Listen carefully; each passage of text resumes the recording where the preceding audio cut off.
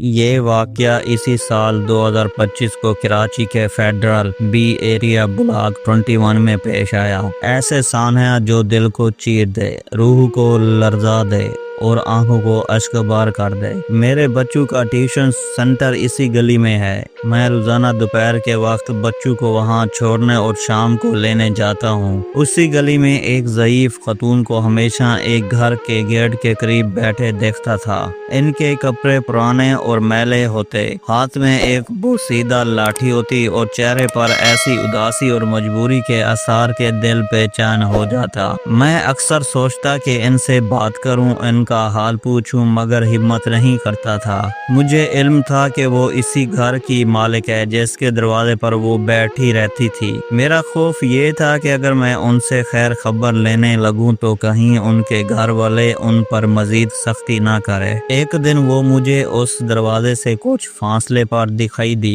میں نے ہمت کی اور ان سے ان کی خیریت پوچھی۔ آنکھوں میں آنسو لیے بس اتنا کہا، بیٹا مجھے کچھ کھانے کو دے دو۔ اس دن کے بعد میں کبھی کھانا، کبھی تھوڑی سی رقم ان کے لیے لے جانے لگا۔ وہ اکثر محلے سے کھانے کا سہارا لیتی تھیں، کبھی کسی سے ناشتہ مانگ لیا تو کبھی کسی سے دوپہر کا کھانا۔ ایک دن میں نے ان سے پوچھا، امی یہ گھر کس کا ہے جہاں آپ بیٹھی ہوتی ہیں؟ وہ ہلکی سے مسکرائی اور بولی، یہ میرا اپنا گھر ہے۔ میرے شوہر کے انتقال کے بعد میں نے اپنی زندگی بچوں کی پرورش میں گزار دی۔ میں اسکول میں پرنسپل تھی، زندگی بھر کی کمائی اپنے بچوں میں برابر بانٹ دی۔ ایک بیٹا بیرون ملک ہے اور دوسرا اسی گھر کی اوپر کی منزل پر اپنی بیوی کے ساتھ رہتا ہے۔ نیچے والا کمرہ میرا ہے۔ میں سن کر چونک گیا۔ وہ اپنے ہی گھر میں اپنی ہی اولاد کے رحم و کرم پر تھی، نہ کھانے کا بندوبست، نہ کسی کا خیال۔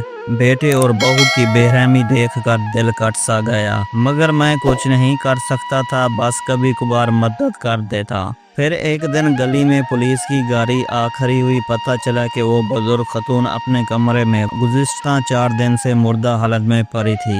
ان کا سگا بیٹا اور بہو اسی گھر میں رہ رہے تھے، مگر ماں کی خبر تک نہ لی۔ لاش کی حالت اتنی خراب تھی کہ جسم کا گوشت چوہوں نے نوچ ڈالا تھا۔ پورے محلے میں بدبو پھیل گئی تھی۔ تب جا کر ان کی اولاد کو ماں کی یاد آئی، اور وہ بھی صرف دفنانے کے لیے نہ کہ پچھتاوے کے احساس سے۔ ایدی فاؤنڈیشن کے کارکنوں نے جب لاش کی حالت دیکھی تو فوری طور پر اٹھانے سے انکار کر دیا۔ پولیس کو بلانا پڑا۔ ایک عظیم ماں، ایک تعلیم یافتہ باوقار خاتون جس نے اپنی ساری زندگی اولاد پر قربان کر دی، اس کا انجام یہ ہوا کہ وہ 4 دن تک بے گور و کفن پڑی رہی۔ جب سے یہ واقعہ سنا ہے، دل سے اس کے بیٹے اور اس کی بیوی کے لیے بد دعائیں نکل رہی ہیں۔ اللہ تعالی ہمیں ایسی اولاد سے محفوظ رکھے۔ دوستو، براہ کرم اس تحریر کو دوسروں تک پہنچائیں تاکہ لوگوں کو احساس ہو کہ والدین کا سایہ واقعی نعمت ہے۔ ان کی قدر کریں جب تک وہ زندہ ہیں، بعد میں صرف پچھتاوا باقی رہ جاتا ہے۔ میرے نزدیک یہ بھی ایک طرح کا قتل ہے۔ قیامت کے دن اس کا فیصلہ اللہ تعالی کے سپرد ہے۔